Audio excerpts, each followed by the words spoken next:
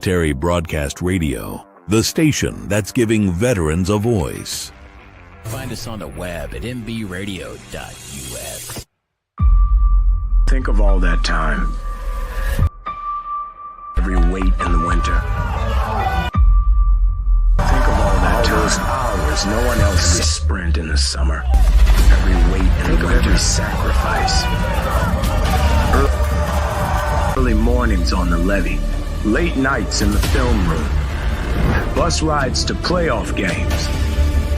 Every bump in the road. Every moment of ecstasy. Every moment of doubt. Years wondering.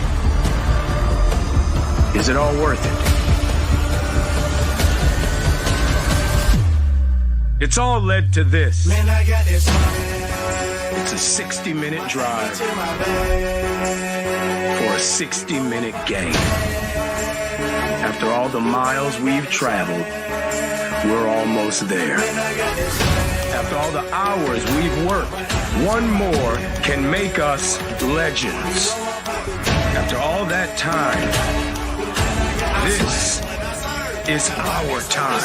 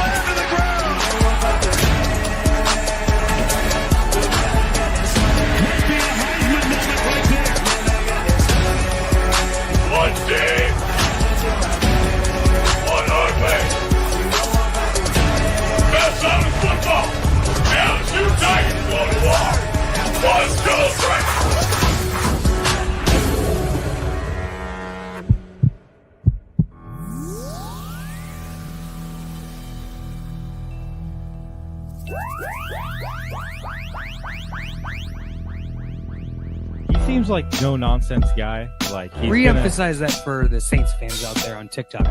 Caveman, what did you just say? The rebuild starts right now. Marshawn Lattimore's gone, so the defense, like we're not getting any better. Looking to get into Smith. What a pass! Not game! Dorial Smith with the game winner! Oh my goodness! And that is why you have Aaron Fry pass the ball in.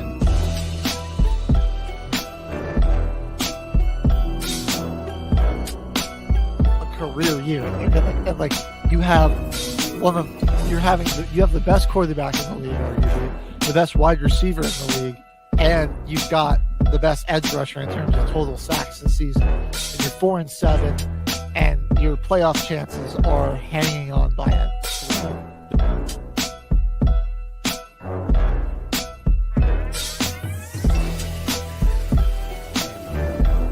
As true as day is night, my friend. Death, taxes, and the Chicago Bears losing to the Green Bay Packers. It's what it is. It's what it's always going to be. Let's make it interesting. We're making it interesting. Come on. Give us the freaking home. We'll take it. Oh, no! Oh, no. Put him in there. Biz back me up, though. Who the heck is that guy? Deflected good, help defense from the Warriors. Oh, what a pass! And Kuminga throws it down! This could be the pass of the year so far. You might watch every game the rest of the season in the NBA.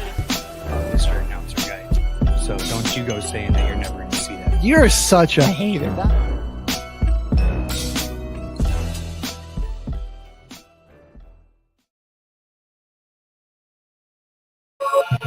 You are looking live at Till the Final Whistle on MB Radio. It's your boy Caveman, HG. How's it going, and we folks? got H-Train on sound this morning. What's going on? Good morning, Colorado. Yeah. Throwback to our old days. The old days in the studio. Jimmy's got to finish up some things before he moves, which I understand. Busy guy, getting out to a new job. You got a lot of things on your plate as it is already. So, hey, man, Take your time. He'll be around still on the show. Don't miss out too much on Jimmy Covers. Let him settle in. He'll be back in town. Yeah, once you're a part of MBR, you're a part of MBR. You can always come back and restart. Yeah, it's no big deal. Yeah. It's not even just to restart, just come back, say what's up to the boys, say what's up to the viewers. Maybe you'll come back with some cool nonprofits or Vita interview out in North Dakota. We'll see. But we're starting off with NBA because rivalry week just happened. And Did I anybody actually even thought know that? Yeah. That happened. They didn't market it. They didn't market it. Not Is well, there at even any least. rivalries in the NBA anymore at this point? I thought it was all last Saturday. And let me tell you, Joel, the matchups last Saturday were absolutely horrendous. Let me pull this up. They opened it up with the Pacers and the Spurs. It was a cool game. I think they actually played in Paris. Yeah, they were in Paris. Wemby went off. What are your thoughts about that? About what, them playing in Paris? Like NBA, the NFL, all these athletes, like they'll do like one game overseas, kind of like we do with the Jacksonville Jaguars. I think it's cool. Okay. Yeah, especially for the NBA, because sport, yeah, that's such a global sport. Basketball's become. There's so many international players. I think. Well, and they call basketball in other countries basketball too. So yeah, that's another thing. Like they don't have their own version of football. That's wrong. The wrong version of football. So the Spurs, Pacers, in France, the Spurs absolutely got destroyed too, 136-98. Like, the game wasn't even close. Wemby went off in his own, in his home, but his own team got absolutely smacked. The Nuggets came and said, Rivals Week, we'll just take a Saturday off in Minnesota. We'll go hang out and, check out the Great Lakes. Go to the Mall of America. Yeah, go to Mall of America. I'm sure there was some great weather in Minnesota last weekend because of how good the weather was here. I'm sure it was probably 10 times worse there, But I'm sure they just took this Saturday off. And then we had a finals rematch. We get a little hype. Boston, Dallas, you're going to Dallas and playing, and then it's almost a 20-point loss. Yeah. You're like, all right. Undermanned Mavericks team against a fully healthy Celtics team that was just coming off of a loss. So that was dismantling waiting to happen. Next game up, this one's just a division matchup. Miami went and played Brooklyn. Miami already has enough issues right now. Jimmy Butler wants to trade. He's been suspended like once a week for the past month because he just doesn't show up to stuff. He's late. I'm trying to recall who Jimmy Butler is. Number 22 on the Miami Heat. Okay. He's their best player. Yeah, he went super crazy in their playoff run. They were the 8 had seed. 56 and was it game 4 against Milwaukee? Oh yeah, I think so. Yeah, they played the Nuggets in our championship year. They were the 8 seed and they went on an insane run through the Eastern Conference as the 8 seed. But talking about the Nuggets, what do you guys think of them right now? I think once trade deadline gets here, yes, fingers crossed that we make a move, or just get some more productivity out the bench guys. I'm still hoping it doesn't seem as likely anymore that we might still be in the running for Jimmy Butler, but we might need like a backup big or something more so. I think that's just going to be probably the most important thing. I've liked what we've done, having Aaron Gordon come off the bench now and just have Russell Westbrook and Jamal Murray starting. That's been working a lot better. Now, if you was the owner, what would you have changed? What would you have, I'm sure you didn't agree with them, who they picked, but I feel like every season with Michael Porter Jr. has been kind of a gamble. Okay, he's not bad, and I mean he's a shot chucker in my opinion. But what else did the Nuggets get him for? So if we're really being honest, that's kind of his role on the team, really. We had primary ball handlers with Murray and other guys at that time. So when he was young and dealing with his back injuries, like we kind of had him there, be spot up, athletic defender. But sometimes like it makes so much easier to defend because once he gets the ball, a lot of teams are ready for the fact that he may not even pass it up. It's like most of the time the possession goes to die in his hands a lot of the time. Which can be a good thing. It can be a bad thing because all of a sudden, now you've got 5 guys just boxing out, getting ready for the rebound. Maybe he swishes it and you're able to get back on defense, but then sometimes you're a bad shot's being taken and you're just gonna have to live with that. Or when he gets to a moment, he gets too indecisive with the ball when he doesn't want to shoot and wants to pass, and then it creates a turnover. And it's just kind of his playmaking skills, I feel like, if that would have already been developed, playing with Jamal Murray, playing with Jokic, I feel like he would be just so much like his IQ with passing and when to shoot, when to pass would be so much higher at this point already. That I feel like we've kind of gambled because he was dealing with back issues right as we drafted him, so he didn't play his rookie season at all. What's tough with Porter too is sometimes he is like one of our best options for offense though. Like when he's on, man. But does his skill overweight his deficiencies? I feel like when we still that's the tough thing with him. I still really don't know. Because like he is really capable of lighting it up, and like we do need like it can get really bad if for Jokic and Murray, like if they don't have a third guy that can produce just some offense. Yeah, that spark helps a lot. I mean, we blew that 20-point lead in Game 7 against the Timberwolves last year. Jokic and Murray combined for 69 points, and then not a single other person scored over 10. The rest of the team combined for 21. So 69 of our 90 points came from 2 guys. So that's where my hesitancy to even trade Porter comes. Is I'm like, behind Jokic and Murray, that's our third best offensive engine. Yeah, then it's like, are we going to trade him honestly, with someone to get same efficiency? No one else has really proved that they have the ability to.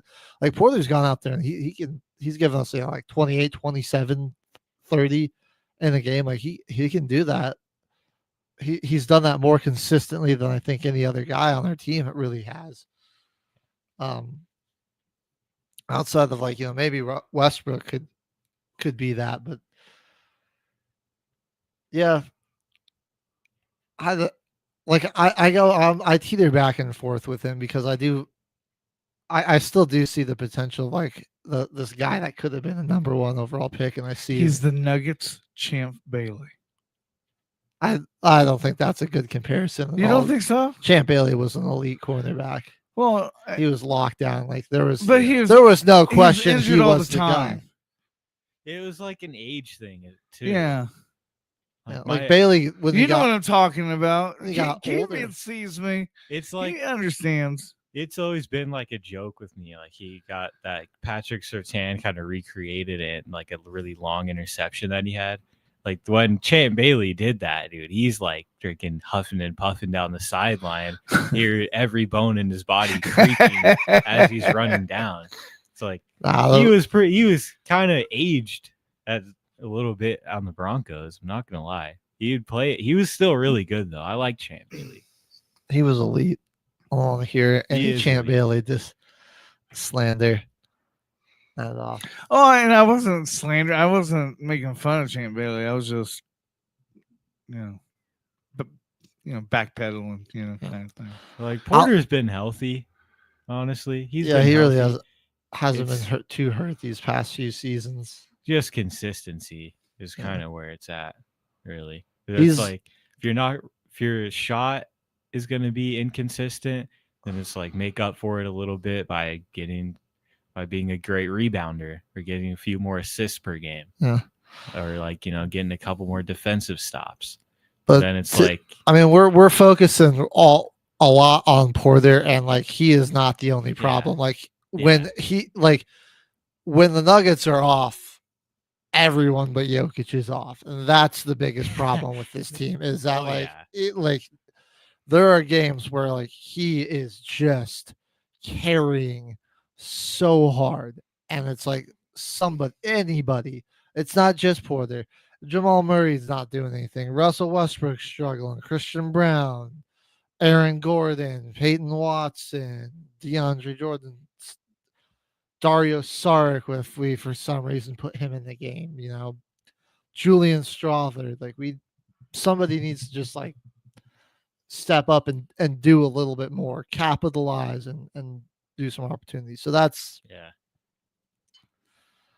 I think that's where the main issue lies, and that's more on like Coach Malone getting the coaching and coaching them up, and we've seen that improve over the course of the season. And so I don't know, I think it's a lot of people just want to use one guy or the other as a scapegoat, and really it's a team thing.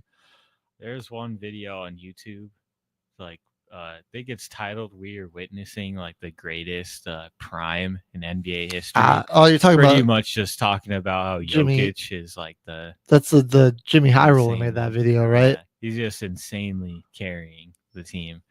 Like we're pretty much the best offense in the NBA when Jokic is on the floor, and the worst when he's not. Like all time, like historically, the best offense, like the highest offensive rating ever, with Jokic on the floor, and then one of the worst all time with him off the floor. So I'm not sure what the one guy, changing out one guy is going to fix that. Where because we already have one guy that we just put in. I think it changes. Yeah, I think it's just more about finding the new rotation, new starters, and everything. Like I said, moving Gordon to the bench has been better, and the team has played a lot better since then, and we've been winning more consistently. A more ideal move at the deadline would be trading some of the rotational guys, not Michael Porter Jr. or anyone that's like a big. I know thing. People do want to go out and get this like a big splashy trade. I feel like if you're going to go for a splashy trade, your best option might be to try to get Levine. And if you can do it with primarily draft picks and young rotational pieces, that might be better. What's up, Joel? It is 8:16. Do you want to head on break now, or you want to? Yeah, just to finish up my point there. I wouldn't be too thrilled about trading out any guys on our starting rotation or that were big contributors in that finals run. But if that's what if that's what Calvin Booth thinks is the best course of option, I do trust him. He's made some great moves as GM. So yes.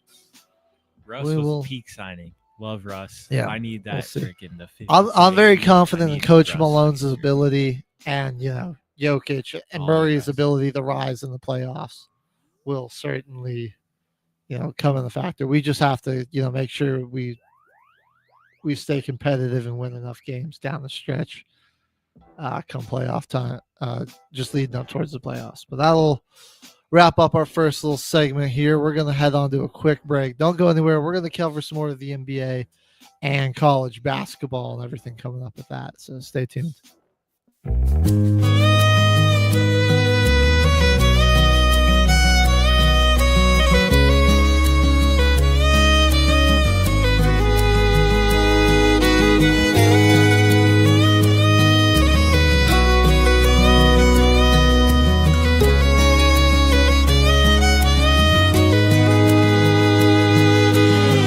Everywhere I go, trouble seems to find me. There ain't no place that I fit in. Raised in the backwoods, and just like him, oh, I'm a fighting man. Well, I was born with a gun in my hand, child of this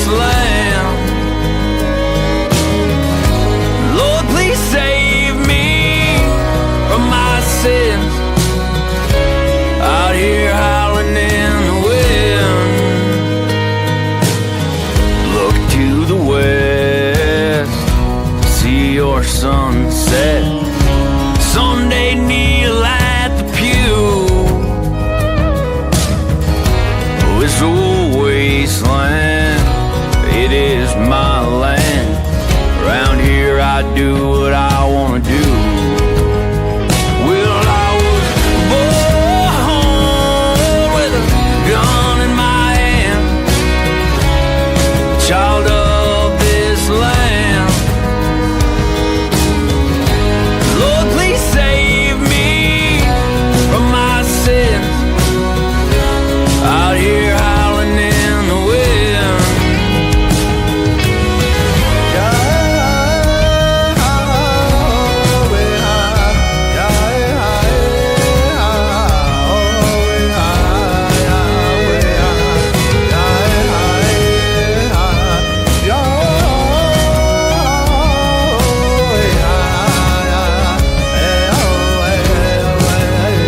Well, I was born with a gun in my hand, child of this land. Lord, please save me from my sins. Out here howling in the wind.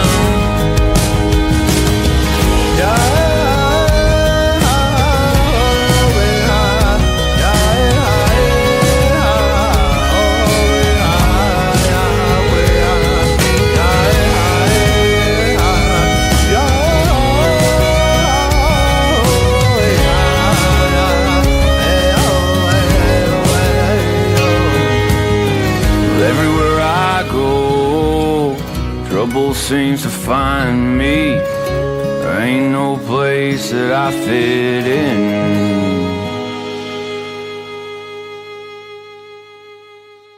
Military Broadcast Radio, the station that's giving veterans a voice. Find us on the web at mbradio.us.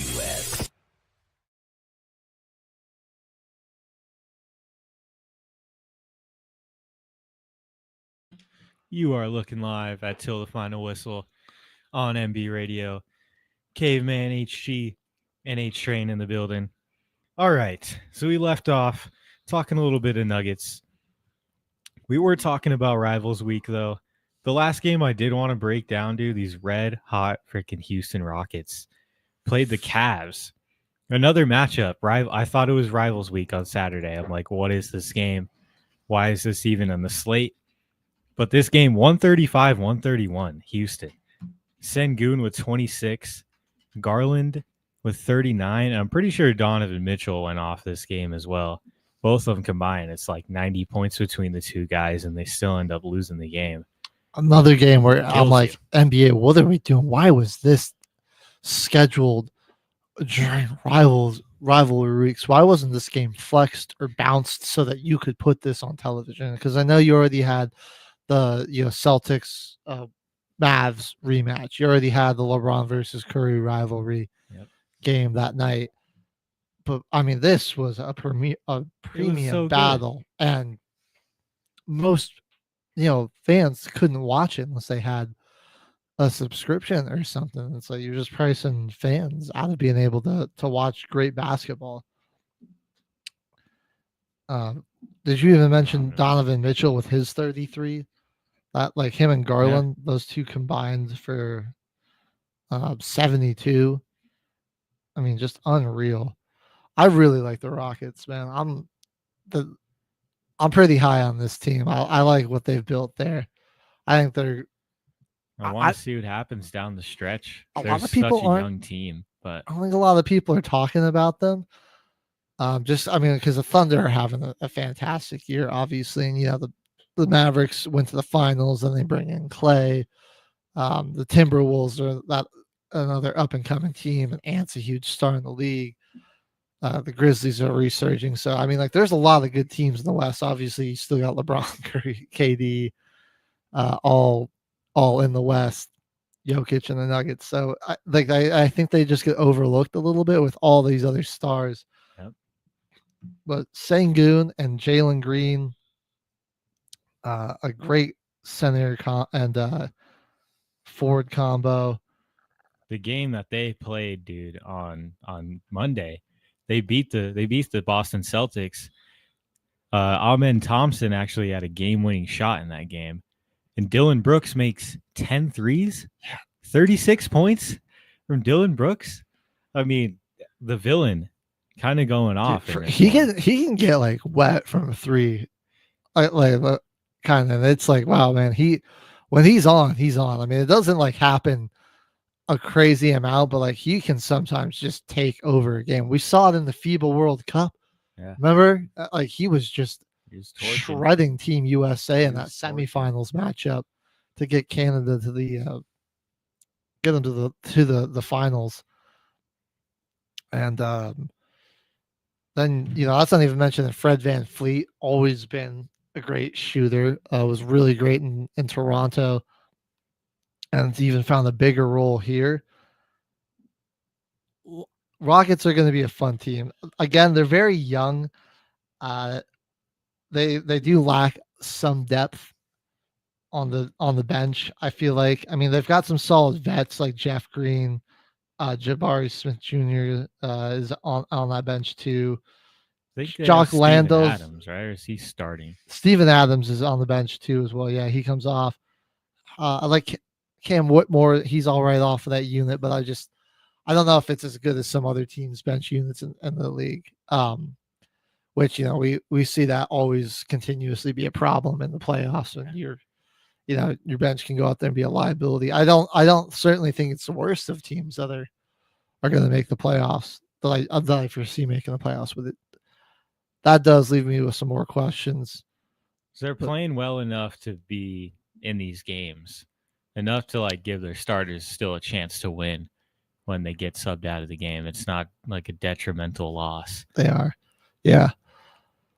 I'm excited. I'm excited to see where this team goes. They really, just after all the years of like, with Harden there, and you had, Chris Paul was there for a while. Westbrook came in. I forgot they had Russell Westbrook for a little bit too. Yeah, they had like 3 guards there. They did.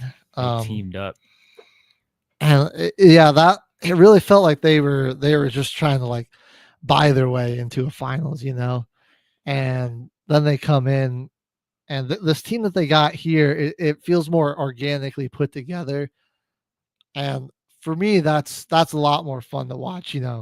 They drafted Jalen Green, they drafted Sengun and Amen Thompson. They made they weren't the big splashy free agent signings, but they brought in Fred VanVleet, they brought in Dylan Brooks to, solid, skill position role players that have carved a little path out here in the league to go with these young players and give them a little guidance and put together a really solid team.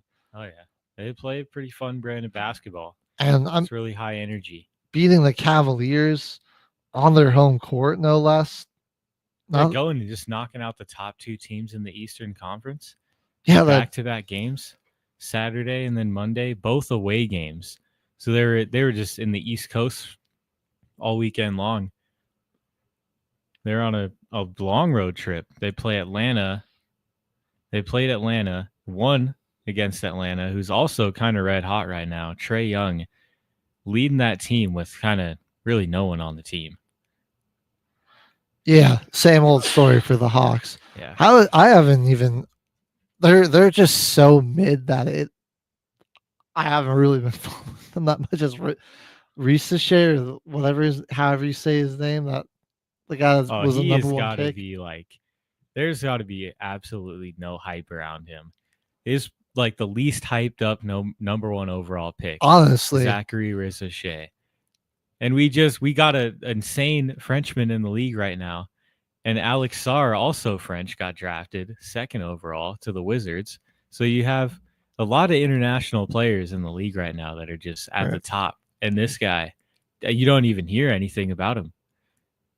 The most I've heard about the Hawks, even in the last few weeks, obviously Dyson Daniels locking people down, the gray barrier thief, but Trae Young rolling the dice on the Knicks logo. That's the one thing you hear about the Hawks is that he can just win in the Garden. Dyson Daniels having a great defensive season. Definitely should be a defensive player of the year candidate, I think. And then Trae Young just continues to be New York's greatest villain. At least the league has that. New York hates Trae Young. Boston hates Kyrie. We got something at least, right? Yeah, there's that always that puts a little intrigue in some of these matchups. I'll say the NBA season, this is we're almost to the All-Star break. This is right around the time where it really starts to get, these games start to get good. It'll be bad. And the intensity of the season starts to ramp up. That's going to start happening here for the NHL too soon. And that's,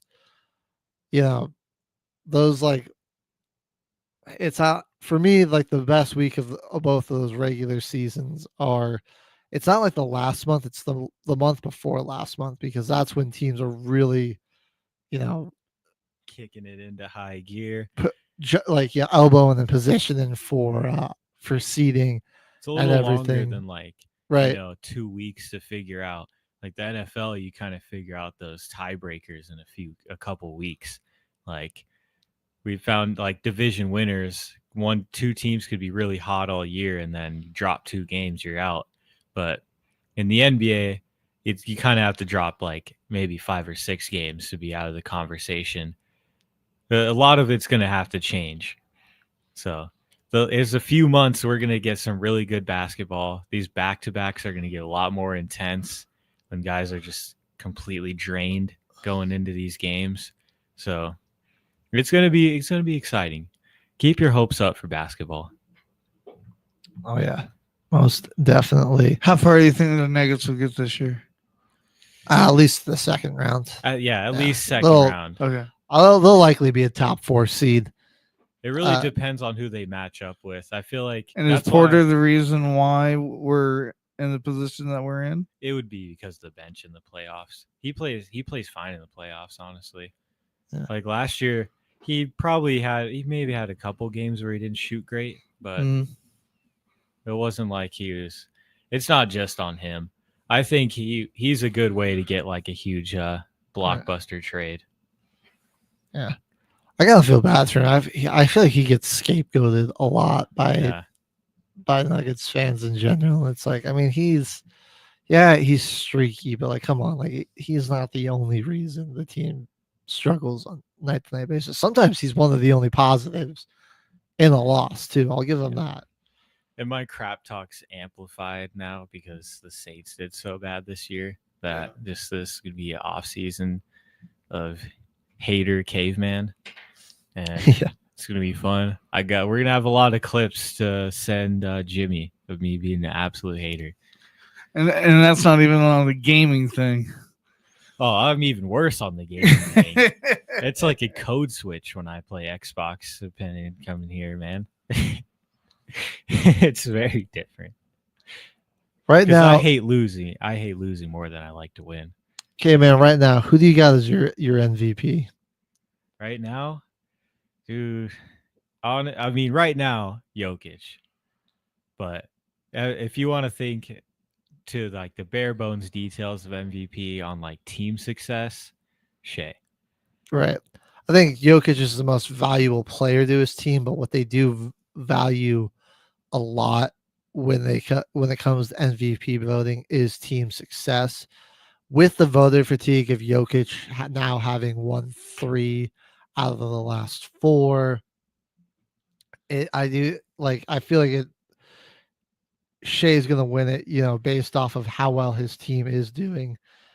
Combination of voters fatigue. I mean, Shea is a bucket. He is, averaging 32 a game, shooting 52% from the field, 35 from 3, which is solid. Getting those steals up. Does have less assists than, he's averaging almost 4 less assists per game than Jokic as a point guard, whose job is supposed to be facilitating offense. Right. But we won't talk about that. It could be really, depending on how the rest of the season turns around. Wemby just joined the top 5. So I don't know. I don't want to speak too soon. Yeah. I don't think the voters. I think will give Wemby's that to probably him. going to win DPOY though. His presence around the rim, man. You can't put up a shot near No. that guy without him contesting you, or he's gonna block it, or it's gonna be just one of like those calls where it's barely even. It's just barely a goaltend. Like if he got there a split second sooner, it's a souvenir to the 10th row. Yeah. He's just insane.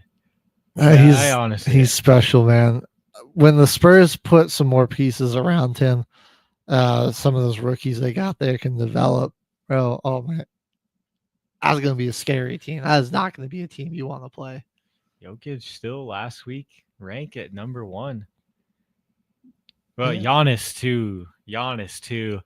The Bucks turnaround, dude. If they have a pretty solid, got off to a very slow start. Giannis could come in there and steal it. He's playing some really good basketball right now, shooting really efficiently. Just kind of one of his better seasons shooting for sure. When he's healthy, dude, that guy is. It's hard to say that they're not in the conversation when that dude's healthy. Dame healthy, right? I mean, at his peak and at his dominance, I mean, he was unstoppable on their finals run. Can he return to some type of form of that? I think with a better co-star in Damian Lillard beside him, but maybe not as deep as a team as they had. Not Chris Middleton getting older. Yeah, no really elite defender like Drew Holiday. Yeah, we found last year it hurt them a lot without having Drew. Yeah, Holiday. I mean they've got good defenders, but like Holiday he is just elite, just a kind of a class of his own. And the big men in the East are just getting so much better. Like the talent disparity. There's not as much of a talent disparity in the Eastern Conference as it was. I mean, now you've got Towns, Porzingis there. The Cavs have Mobley and Jarrett Allen, who are both playing some of the best. Like Allen's playing the best basketball of his career in Cleveland. Mobley's really starting to come into his own as a young player in the league. And Brook Lopez, they have a big ask every night. Dude, it's a big ask. And now Siakam is on a legit playoff contender with Miles Turner. The Heat are going to still have Bam on the bio there in the question. So, we might, but bless up. Maybe no, probably no one beating the playoffs. I don't know.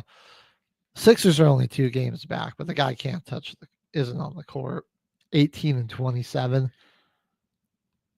I mean, they do just have to catch the Chicago Bulls, so like that's not a crazy ask, but yeah, because the Bulls probably, looking like they're gonna trade at the entire roster besides Matas Buzelis. Pretty much got the only player that's untouchable on their roster right now is Matas Buzelis. We do got to get going on another break here in just a moment, but one more question I want to pose to you and everybody listening. It's about Steph Curry and the Warriors. And if you're Steph and if you're the Warriors, I mean, it's clear that his career is almost over. And, that the dynasty there in Golden State's over, right? I mean, Curry's still one of the best players in the league, but they do not have the team around him to support him.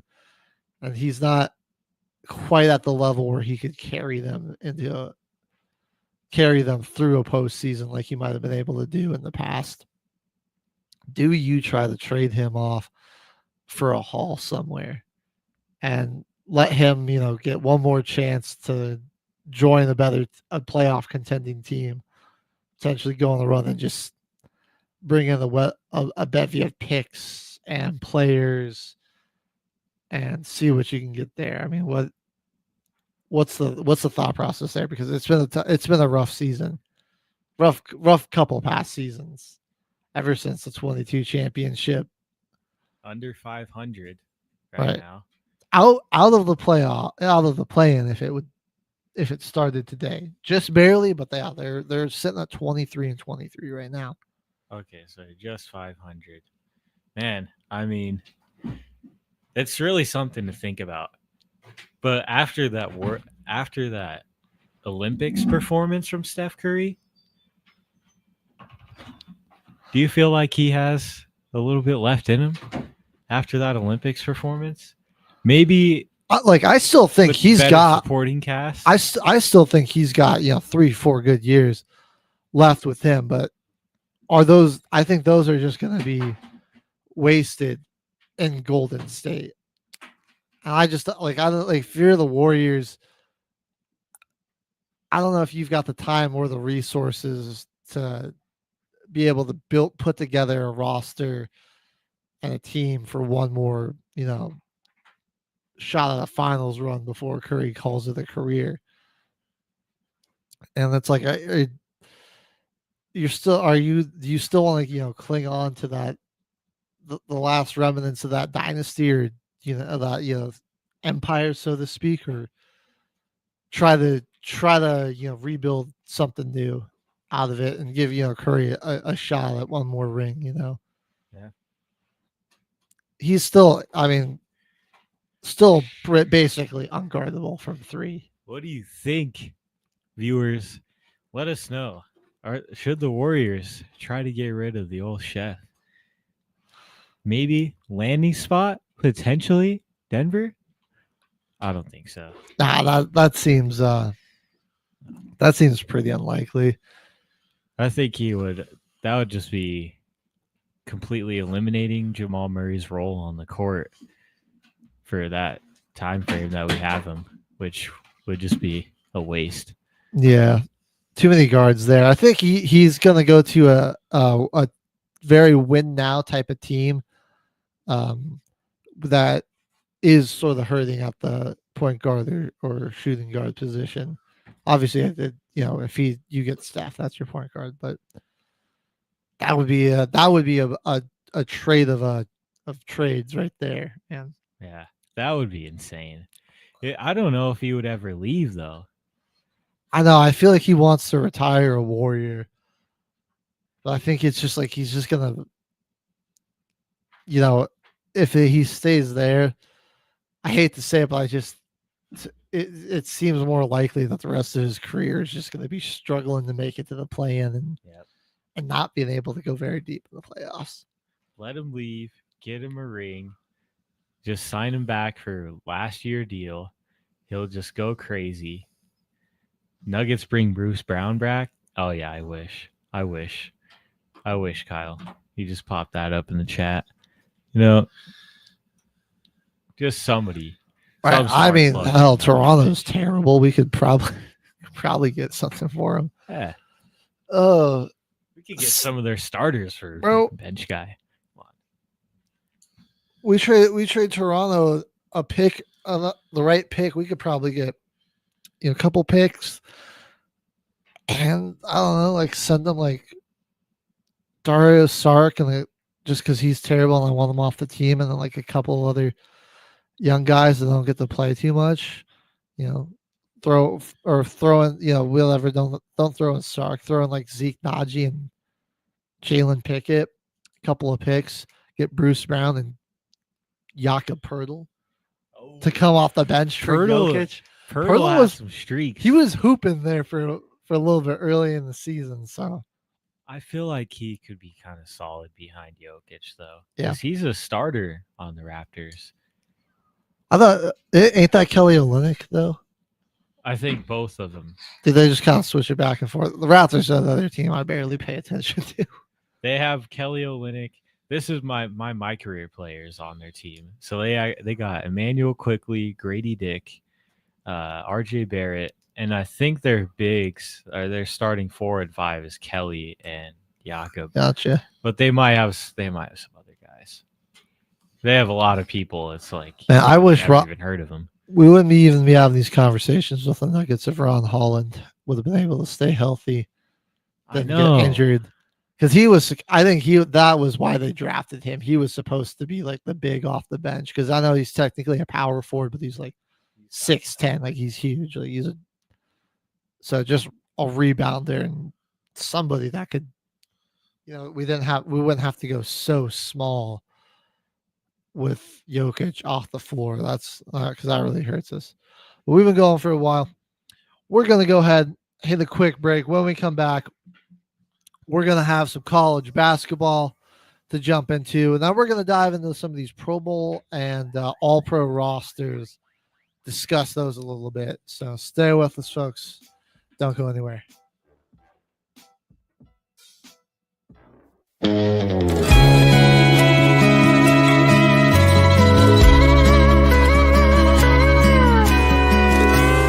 Wonder what was going on inside the man in black's mind. Was he missing June? Was he thinking back when that picture was snapped? Was he wishing he could hold her? Did he know his life was over? The day that camera flashed the last picture of Johnny Cash. There on his face, show hard living and show grace, a story told in shades of black. Was he whispering a prayer through that cold and lonesome glare? The day the camera flashed the last picture of Johnny Cash.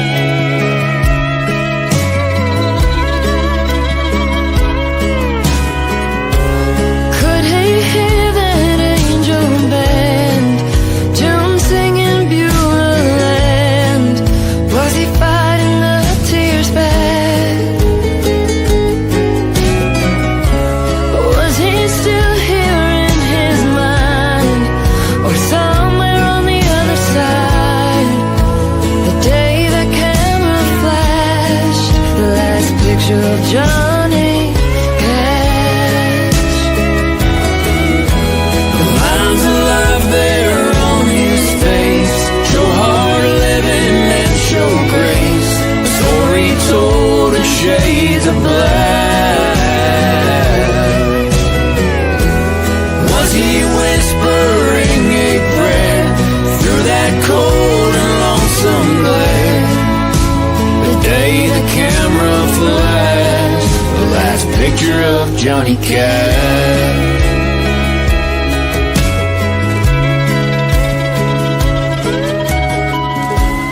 Wonder what was going on inside the man in black's mind. The day old Marty flashed the last picture of Johnny Cash.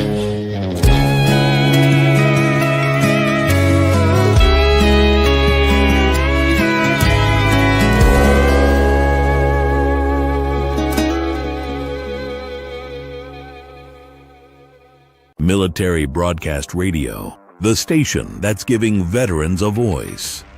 Find us on the web at mbradio.us.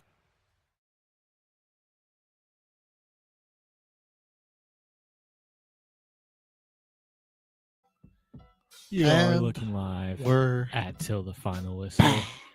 Caveman H Train in the house. Welcome back, everybody. Choo choo. Just finished up with our NBA talk for the morning. We're going back over to the college hoops segment of the day. This is where it really gets exciting because in 2 months, pretty much 1 month now, because it's almost the end of January. January's almost over. March Madness. March Madness.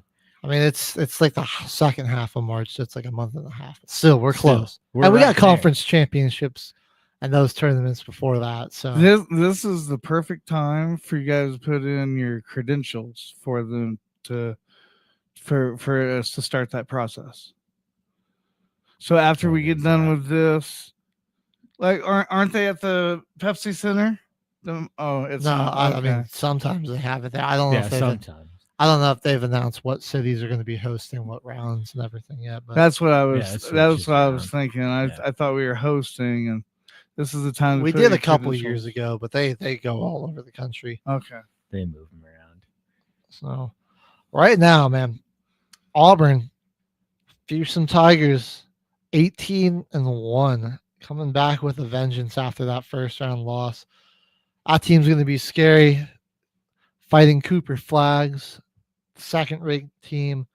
Iowa State, that's another team I like to watch. They're really good. They're 17-2, but I'm still, man, I'm just the SEC's like total kind of paradigm shift from football to basketball this year has been crazy. It was really an underwhelming year for SEC football, but Basketball. I'm really feeling convinced that somebody from the SEC is going to win it all, or at least go to the finals, man. And the Big Ten's kind of getting exciting right now. This race right now. That's true. Well, Michigan State. I'd be forgetting Oregon's in there now too, so like that's another Big Ten team. And it's that time of year. Football, you don't hear a lot about them in the Big Ten. Wisconsin, dude, in the top 25, in the top 4 in the Big Ten right now. They're back in it. Y'all remember Frank Kaminsky going crazy in the tournament now. Y'all remember that. This guy, the Badgers in basketball, that's where you want to watch out. They're 7th ranked offense right now. So they're looking pretty good. One of my dark horses going into this tournament. Wisconsin Badgers. Oh, yeah. What else we got in these conferences going on?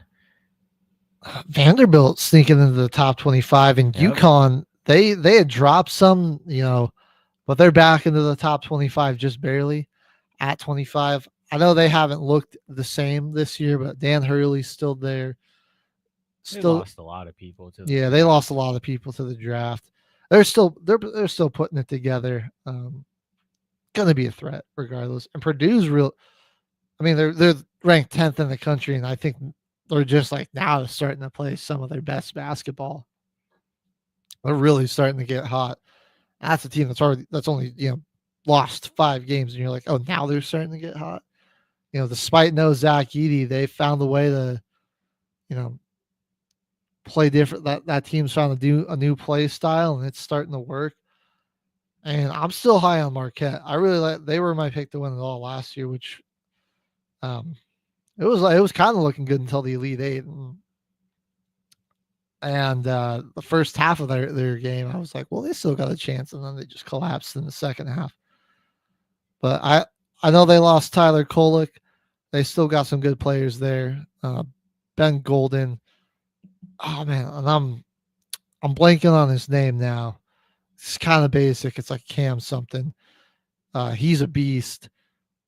One of the few college players to post a triple double. That's a lot more rare in the college hoops, and he did it this year actually earlier in the season. If you remember, if you know what I'm talking about, drop it in the comments. I'm blanking on this guy's name all of a sudden. I do remember who you're talking about though. Oh man, who is it? We had while we're thinking about that, we had another DU's freaking 7-15. Come on, Pioneers.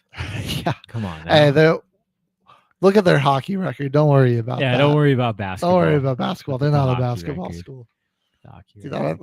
Their basketball team plays in like a rec center gym. It's all the funds for that college go to the hockey team. Oh, excuse me. Who else? Cam Jones. That's his name. Yeah. There we go. Found it. I got it pulled up here. Leading their team in points per game, field goal percentage, assists per game. He is an offensive engine. One of the better ones in the NCAA. So I'm high on them, but still the SEC, that's going to be the conference to beat. In my opinion, I just think they're going to have so many schools in there. It's going to be hard to not see one of them going all the way. I like Bama. They still kept a lot of their guys too. We're not even really talking about. We haven't even mentioned them yet. Yeah, 4th in the country. Exciting team to watch there. Memphis could be sneaky. That's true. That's true. 19th right now. They've just been playing some real solid hoops.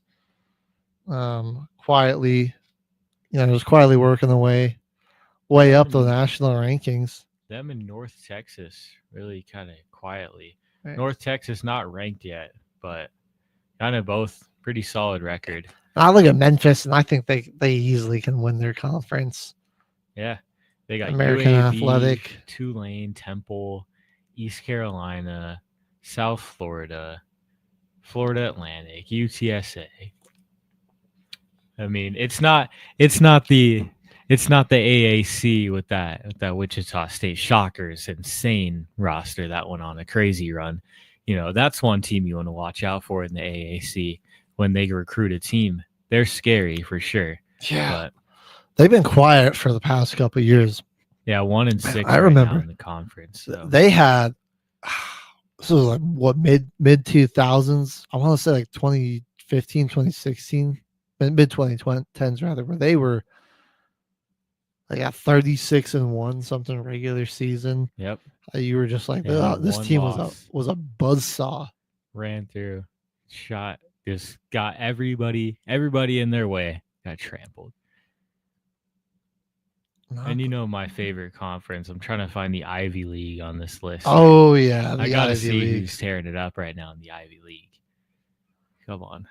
Well, right now we're looking at some of the team stats. The Cornell Big Red. Oh, here we go. Yep. Out here averaging 86.5 per game. That's the fourth best team offense in the country. They lead the country in team field goal percentage per game. So what a mascot name. Reminds me of like a soda I found at a Dollar Tree one time, the Big Red soda.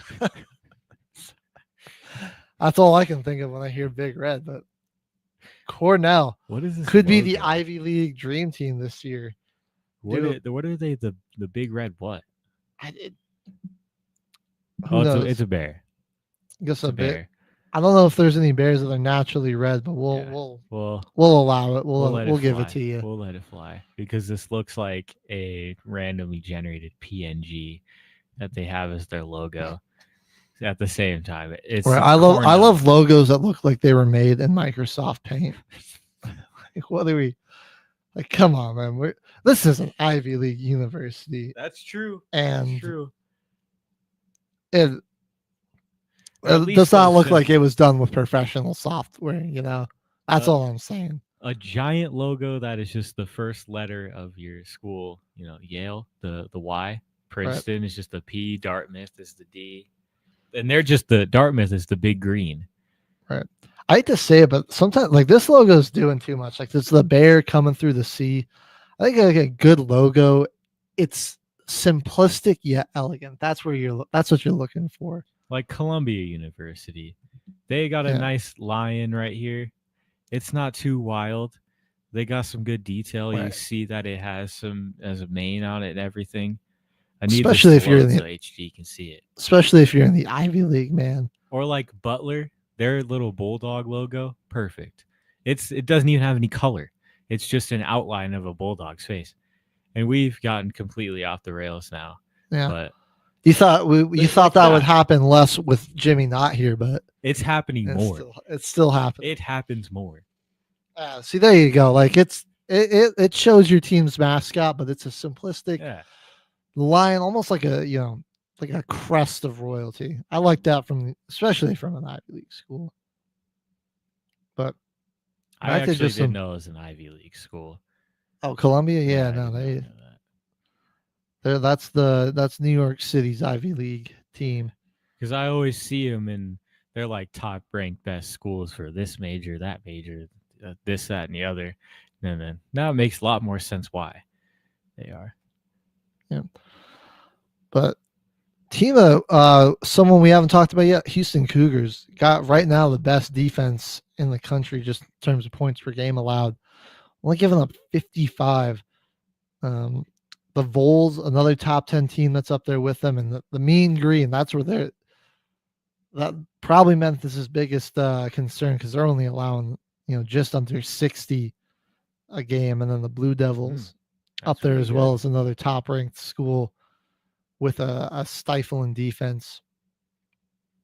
I think it's going to be a real fun tournament this year. Do we even talk about CU?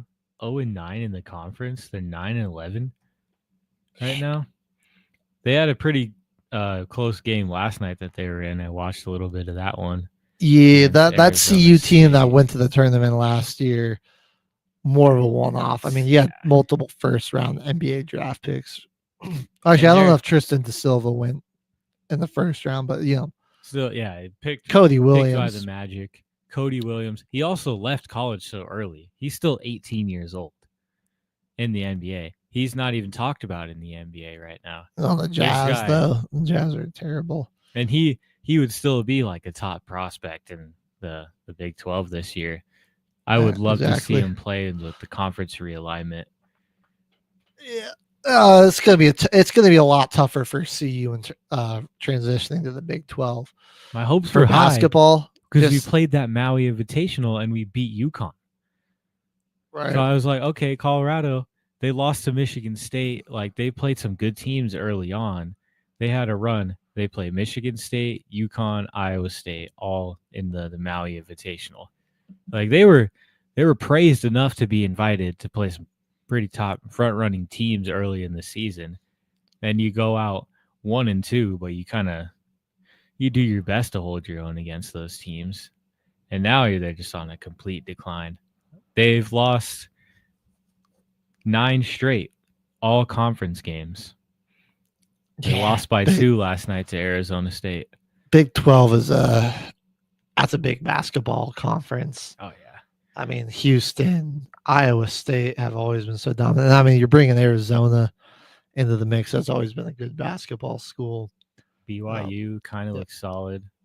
They can put up like 85 points on you. They got 2 guys that can give you 20. They have 2 guards. I'm pretty sure one's a guard and one's a forward. They're giving you 20 every night. Their team is solid.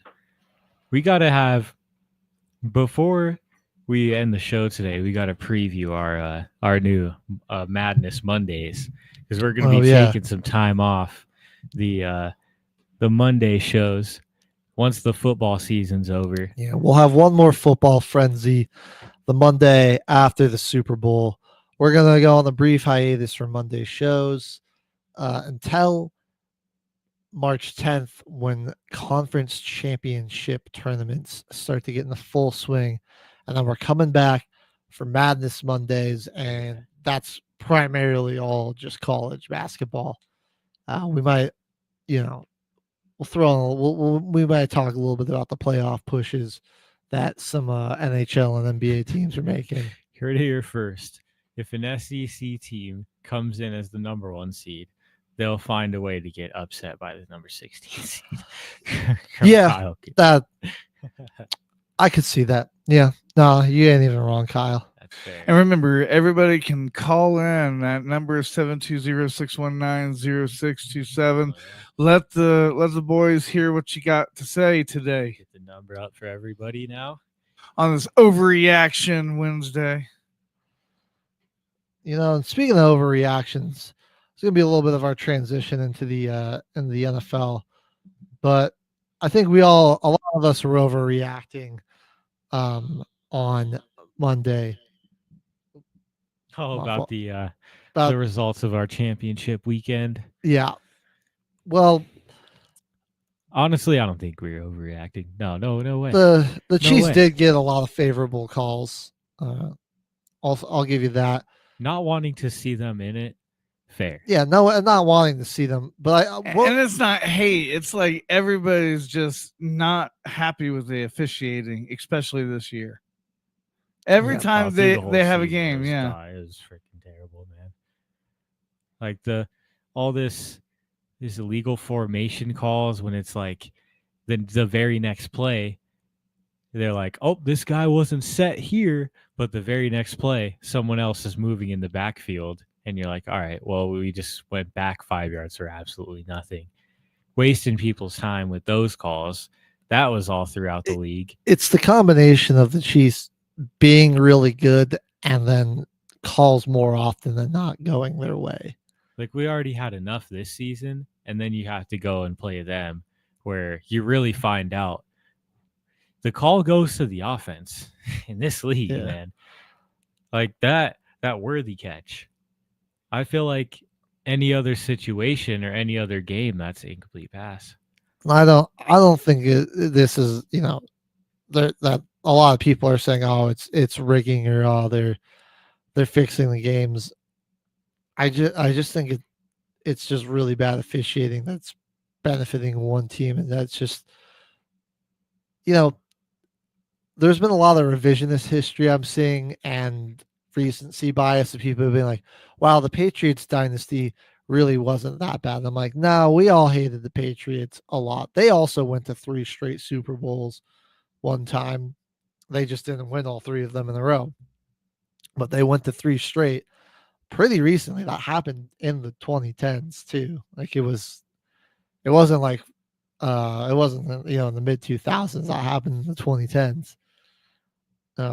And they had multiple cheating scandals. Let's not forget, Spygate, Deflategate, and the number of calls going their way. The D4, the offsides, and the AFC Championship game, the Tuck rule. I can think to they benefited.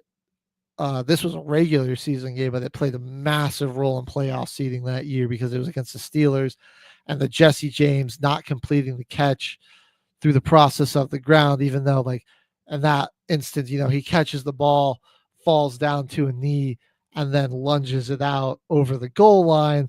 And as he comes down, then it gets dislodged. Now I remember that one was the biggest. What was a big one that came to my mind where I'm like, talking and means of rules.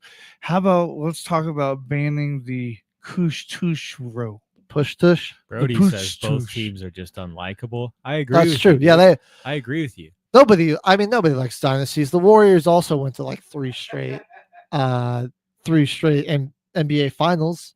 I know the Tampa Bay Lightning hated the Packers back in the day. Tampa Bay Lightning have crazy with Lombardi. Tampa Bay Lightning went to. Well, remember when the Dallas Cowboys went against the Buffalo Bills? And people still hate the Cowboys because of how good they were. Yeah, and the Niners, the Niners, I'm sure were very hated in the 80s and 90s when they were tearing it up.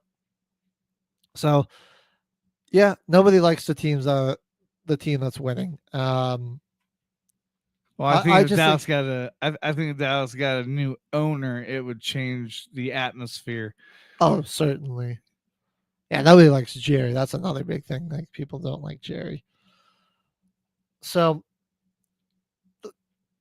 the Chiefs, I can't look past the fact that they do benefit a lot from from officiating calls going their way.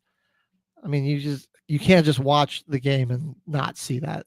Because thinking back to that game, Travis Kelce, he went into that end zone after a touchdown and starts taunting the other players. You see him getting up in this guy's face. His head's bobbing back and forth. So he's chirping, saying something, right? Referees would have thrown the flag for taunting on anyone else. Probably anybody else. I feel like, I don't know why he didn't get flagged for taunting there. Yep. And then somebody retaliates, and then they threw the flag, and I was like, well, then they threw it. I mean, the guy shouldn't have retaliated. Keep your composure, but there should have been, offsetting penalties. And at the same time, there was some pushing and shoving and some jawing matches in the Eagles Commanders game that there's no flag on either team. I would much rather just see that. It's playoff football, man. Let them talk some trash. If it's not a huge bench clearing fight, I think it's okay. They're going to just use that as fuel for the next play. It makes the game more exciting. It's just part of gamesmanship. Yeah. Right. And I'm going to give, the Bills, why do we keep running like an off tackle quarterback sneak? Josh Allen is huge. Just get behind him and shove him up the middle. If you're running a tush push, it's not hard. you were making it difficult on yourself. They might get like 10 yards if they do that. Yeah, overthinking it. Also, in that game, James Cook was not getting the ball a lot in the second half. I feel like we weren't saying his name as much in that second half. Not great coaching there by Sean McDermott. I mean, like we're giving it to Ty Johnson over James Cook. Come on now, guys. So the Chiefs, yeah, they suck. I hate them.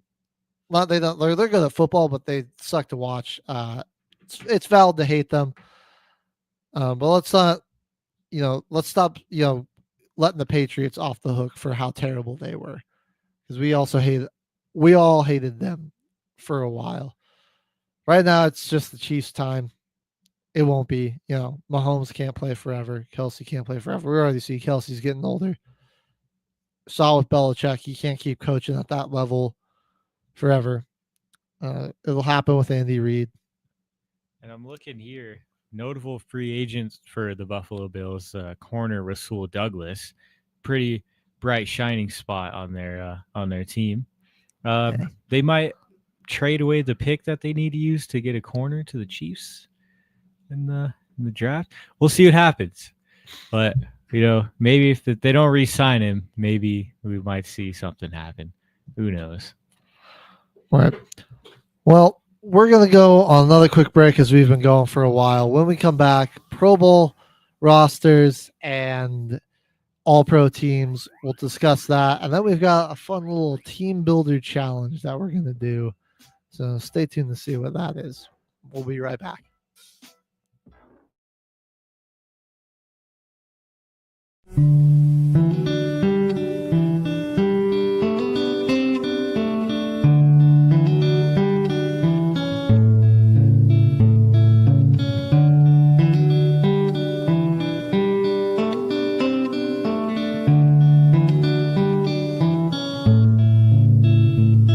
To a hero, I say, I hope to see you again on some sunny day. And to a hero, and the love you left behind, I'll try my best to pass it on till the end of my time. And to a hero, you're gone, but I have no doubt that you have made it home.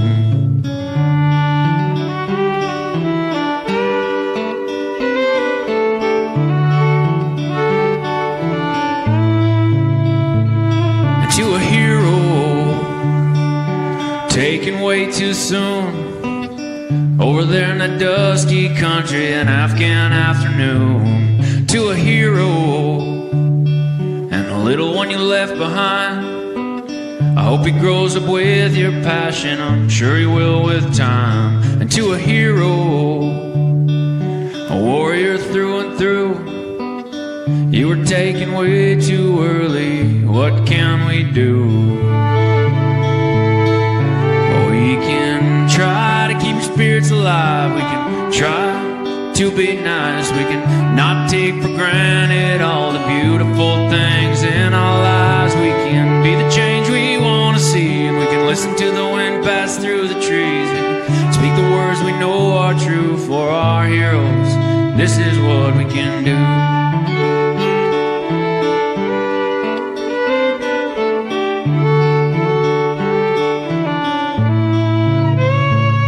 To all the heroes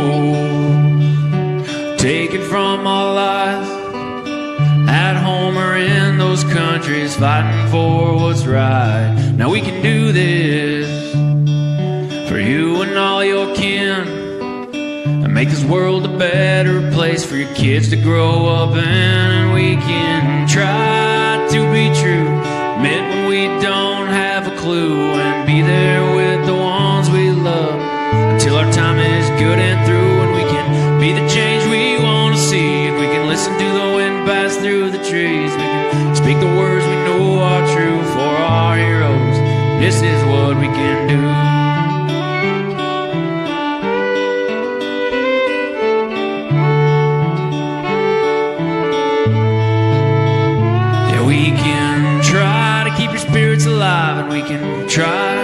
to be nice. We can not take for granted all the beautiful things in our lives. We can be the change we want to see. We can listen to the wind pass through the trees. We can speak the words we know are true for our heroes. This is what we can do.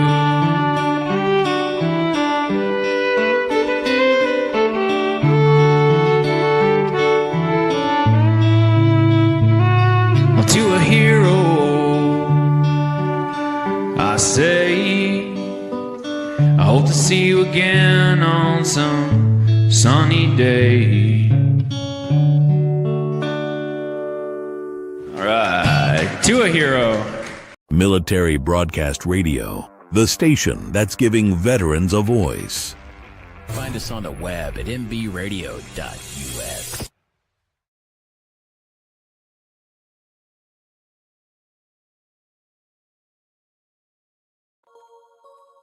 Live Countdown at MB Radio.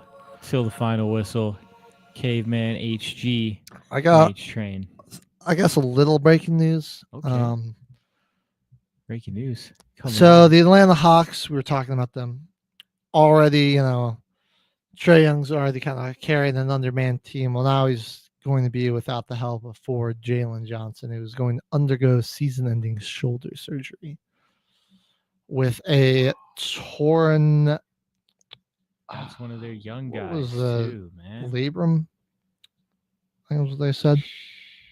I don't know what muscle it is, but He's something. out a few months. Yeah, he was actually one of the other solid Yeah, players on dude. that team. We didn't really mention him, but he's averaging 19, 10, and 5 this season. Really became a consistent starter last year. Bright young player, certainly for Atlanta. And they will be without him for the rest of the season. That sucks. So, sorry, Trey. Supporting cast just got a little thinner, yeah.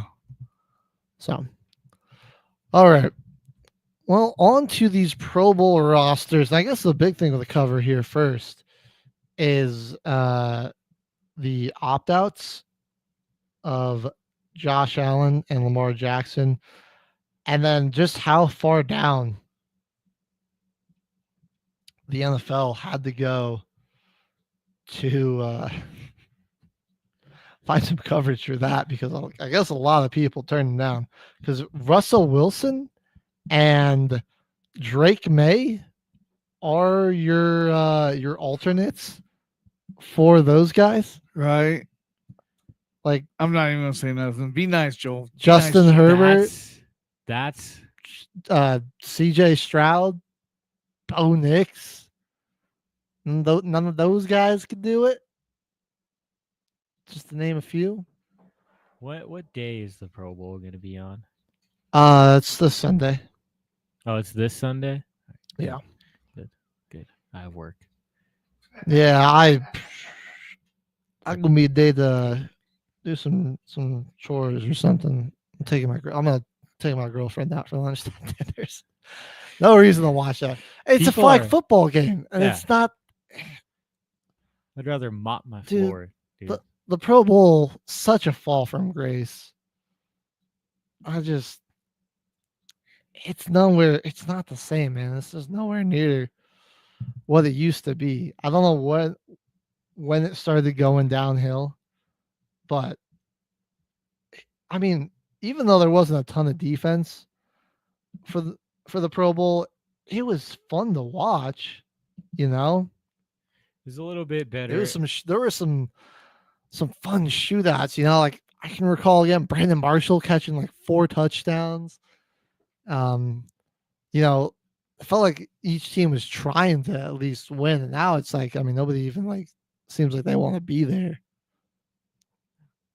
And it's a nice way that people, can just relax in their off season a little bit and have some fun. Like, why not just actually let them play a game? Right. No one's going to get hurt in the off season. If you don't want people to get hurt, then we shouldn't have 8 people from the Baltimore Ravens make it. Maybe we should have some other guys from other teams. When Brock Bowers is the only Raider to make it, it's like, right. Like, I know the Ravens had a really good team, and Obviously, better teams are going to have more Pro Bowlers, but it's 7 people on the Vikings. That's a lot of Vikings. Like, wow. Maybe we should let the teams that are probably going to be, working for their next season. And Bobby Wagner, he's the only Washington player that's going to show. I know Jaden Daniels made the Pro Bowl, but he's opted out, which leaves Baker Mayfield there to replace him. Drake May, dude. What the heck? Yeah, like what are we doing? It's still not as bad as a year where like the Pro Bowl QBs were like Derek Carr on the Raiders, Tyler Huntley, and oh my god, the third guy was like so bad I can't even remember. Like it was like Huntley was less of a surprise than this dude because all 3 QBs opted out. But yeah, I mean, there's definitely like a lot of guys on here that are deserving. Obviously, I don't know about Nick Bosa. He was kind of hurt for a lot of the season, inconsistent. George Kittle, Fred Warner, Juszczyk, obviously. Minka Fitzpatrick, deserving. Cam Hayward was pretty deserving. Steelers had a couple of special teamers on there, Kilbrew and Boswell. Boswell is easily the best kicker in the league. Hey, man, your Saints got their center, Eric McCoy. Let's go. Pro Bowl, injured half the year. Come on now. That's another thing. Like That's my guy. Quinnen Williams, did he really do anything? Not really. I mean, like, you're not going to put Garrett Wilson on there, but you're going to put Quinnen Williams? I don't know. Malik Neighbors, Dexter Lawrence. All right. I guess New England barely snuck somebody in there with Drake May getting named. The NBA All-Star Weekend is so much better than this. The skills challenges are better. Those are a little more entertaining to watch. Even then, that game's like the All-Star game itself is still pretty trash. But it's better than flag football, at least. I'll take that over flag football. I don't know. What are your guys' thoughts? Because the Pro Bowl used to be kind of lit. Like there used to be some exciting games, man. It was always close. There wasn't like a ton of defense, but they were close. Jonnu Smith, happy for him that he made the Pro Bowl. That's a deserving one. The Chargers, their 3 guys: Joey Bosa, Derwin James, Rashawn Slater. Let us know if you want to know what guys made the Pro Bowl on your team. It's not too. I mean, I almost look more at all pros versus Pro Bowl selection because there's so many opt outs and then there alternates and everything. And it's more like the participation bowl is what some former player called it, and I can agree with that. The week early Super Bowl preview, something to fill in that Sunday after, right? The Sunday before. I mean, dude, I feel like the games were still better when they were having them after the Super Bowl. And at least it was still tackle football. And guys were still playing. They should do away with the Pro Bowl and make it like you got the AFC and the NFC, okay? But instead of doing football, they like beer pong. Be so much more entertaining. My favorite idea for getting rid of the Pro Bowl is instead you just take the 2 teams with the worst record and make it a game for the number 1 overall pick. Yeah. That's a good idea. Something like that. Like that would and they at least be willing to hit and compete. I would think at least, But then I don't want to watch flag football. I just don't, bro. And like I'm it's happy for the players, they get to go out there, have a good time, hang out with their boys. Let's watch flag football in the Olympics. Right. The guys want to play flag. It's kind of just like almost like a paid vacation for them because they're getting sponsored. Where is it? I don't even know where it's at this year. I think sometimes it's also in New Orleans. Sometimes it was at Hawaii. It's been in Orlando. It's in Vegas last year. Let's see where it's at. So you're just kind of getting a paid vacation somewhere. And it really shows. It really, in my opinion, it just looks like those guys are out there, on vacation. Broncos, man, well, at least we had a couple guys make it. Nick Benito, Pat Surtain, obviously. Marvin Mims is the return specialist. So, Yeah, it doesn't even couple, say where it's at on this website either. And they won't even tell us. Jerry Jeudy, that guy finally making a Pro Bowl after he just does nothing on the shitter Browns. Kind of makes me angry. But Pro Bowl is a joke. I think it should be a competition for the two number one overall teams, for the number one overall pick, and between the two worst teams. Then you're going to have yourself a much more entertaining weekend. So still pick the Pro Bowl rosters, and you can have like the skills. We can still do a Pro Bowl week, all the guys that are Pro Bowlers get to come out and do all these skill challenges and compete for prizes and stuff like that. And that can build up the hype to the game between who it would be this year. It'd be the Titans and Patriots. Yep. Or Brown? Or is it Titans Browns? and Browns. So, hey, that's a good point, Brody. Garrett Wilson, some potential trade rumors of him going to the Broncos. We did talk about this a little bit on the Monday show.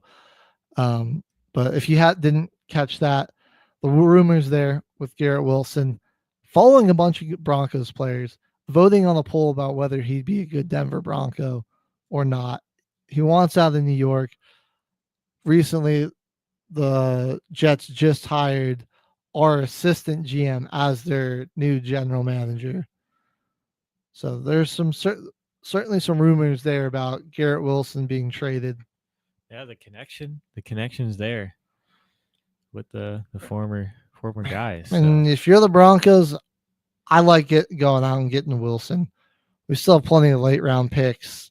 If you want to trade the first for him, I'm okay with it. Give you a true number one there alongside Cortland Sutton. Then you've Marvin Mims as that gadget type of slot. You really more like the gadget receiver. Line them up all over the field in the backfield. Devon Vele, impressive rookie. Have him there in the slot. Troy Franklin showed some flashes. Then I think that you can really start to round out your receiver core. Use a draft pick on a tight end. Bring in some more depth defensively. Get yourself a running back, and boom, you got yourself a team there. But we got nearly $40 million in cap space to work with. So I think let's go. If we go get a guy like Garrett Wilson, you got to do that. Should we go over to the All Pro rosters? Do you have anything else to say about the Pro Bowl, man? The Pro Bowl just stinks. It's not the same as it used to be. It was really cool when we were kids, man. Really, really cool. When I was watching the video before the show. Awesome. Guy was talking about the 2004 Pro Bowl. It was sick. It was like a 55-52 shootout. Peyton Manning had the lead like a 2-minute drive after he threw a pick six to lose the lead, then threw another pick. But the defense held to a field goal, so he had a chance to drive down and redeem himself. Got him in the field goal range, and then the kicker shanked it. But there was drama, man. There was intrigue. The game started off with a 90-yard touchdown. People were still hitting. I mean, Sean Taylor, one of the hardest hits in NFL history was by him in the Pro Bowl, just leveling. I think they tried to run a fake, and it was like a punter. They tried to fake it and run, and he was having none of that. He just came in and smoked the dude. So Pro Bowl used to be fun, at least. Now it used to be better. Now it's certainly fallen from grace. Yeah, we already talked to those comments, H. So we're gonna go on to our All Pro teams here. Getting on the first team, Lamar Jackson. I think that's fair. It's probably not going to win MVP. So you're like, well, then why is he first team? All Pro QB, probably consolation prize. I think if you it's co-MVP right there. Right, yeah, that's their way of giving them co-MVP. That's Josh Allen's going to win it. I think outside of Burrow, but Burrow's team just couldn't find a lot of the success. Best individual quarterback season in the regular season. Running backs. Okay, this one's going to actually shock everybody, but first team All Pro Saquon Barkley. Shocker. Whoa. Shocker. No, nothing to talk about there. Pat Ricard. Yeah, all right. I mean, whatever. Fullbacks. Or any crazy fullbacks. It's pretty much just like one. It's a popularity contest between Ricard and use checking because the Niners were bad. Ricard won it this year. Tight end. I love this. Brock Bowers, first team All Pro. Absolutely. There wasn't a better tight end in the league than Brock Bowers. Perfect pick. Low key could. If Jaden Daniels didn't have the season he had, Brock Bowers should win Rookie of the Year. What he did on such a garbage team. I mean, you knew the Raiders were throwing them the football. And you still couldn't stop him. He still got open. Who were the guys you had throwing them all year? Gardner Minshew, Aiden O'Connell, Desmond Ridder. They had a bunch of guys that really shouldn't be starting at QB. This guy got it done all year long. Yeah. And now he's just got a good coach, and they might draft the right quarterback for this kid. So. You said it best. Or the Raiders all their quarterbacks are QB3s. Pretty much. Those guys are all third string guys on other teams. And Pete Carroll, he's like, yeah, let me jump head first into that just so I can antagonize Harbaugh. Love that guy. Wide receivers, first team. Jamar Chase. Yeah. Triple Crown winner. Justin Jefferson. Another dominant season from Jettas. Amon-Ra St. Brown. No disagreements there. I think those guys were the three best wide receivers in the league. Is there anything? I don't think there's really anything else I'd make an argument for. CD. He was inconsistent. Part of that was bad quarterback play, but yeah, I think that was good top three wide receivers right there. That's probably bad. Tackles, Tristan Wirfs and Penny Sewell. Those guys are beasts. Oh yeah. No problems with that. Creed Humphrey and Joe Tooney. Yeah, I mean that interior of the Kansas City defensive or offensive line was really good. Quinn Miners, yeah, I like that. He was part of one of the best offensive lines in all football. So Broncos got an all pro guy right there. Love to see it on the defensive side. Myles Garrett, Trey Hendrickson. Hendrickson again, like one of the league leaders in sacks. I don't know for sure. I stopped tracking it, but I think he finished with the most sacks in the league. Kind of a down year for pass rushers. I think that he had the most, but it was like 16, 17. I would have loved to see someone else above Myles Garrett too. Fair. Like he had some game record moments this season. TJ Watt. Yeah, TJ Watt, or maybe even like freaking Danielle Hunter. You could even argue Danielle Hunter. Will Anderson. Go there. Heck, Nick Benito. Guys that had a bigger impact off the edge. I think Nick Benito, he did just as much generating pass rush, but he also had those pick sixes. Was a little better in coverage. Interior, I'm a Chris Jones, Cam Hayward, Chiefs guy. Hayward, I think, should have been second team. I think Zach Allen should have been first team All Pro. He had the most pressures of any interior defensive lineman. It's top 5 in sacks for interior D linemen, top 3 in tackles for loss. Seemed like an all pro season to me. But and then like Chris Jones was good. Was he a game wrecker like he was in years past? Not necessarily. Could I see him second team? Yeah. I feel like Dexter Lawrence was a lot better as inside. I mean, even Jalen Carter. Yeah, Jalen Carter. He was mainly towards the end of the year, so I feel that certainly happened later into the season. Even Elaine McNeil, I think, was having a better season until he went down with injury. Linebackers, Zach Bond, Fred Warner, Rokon Smith. I think I'm pretty happy with those. That's fair. Pat Surtain, obviously, Derek Stingley Jr. Two of the best man coverage guys in the league. Stingley had some incredible interceptions too. He was an insane athlete. Marlon Humphrey at the slot. I guess the Ravens' pass defense was bad, though. I don't know. Like That's what I I don't That's what I'm know. thinking too. Like their pass defense was the worst in the league at one point. Like regardless, they were one of the best teams in the league, but one of the worst against the pass. Yeah. So who would I put over that? I'm not entirely sure, but let me see. I don't recall who they put on. They put Jerwin James as a slot cornerback. That's an interesting pick on the second team All Pro. Again, that one. There's maybe some other guys you could have done. Kirby Joseph and Xavier McKinney as your Pro Bowl or your All Pro safeties. Yep, I think that worked. Checks. I'm okay with that. All right.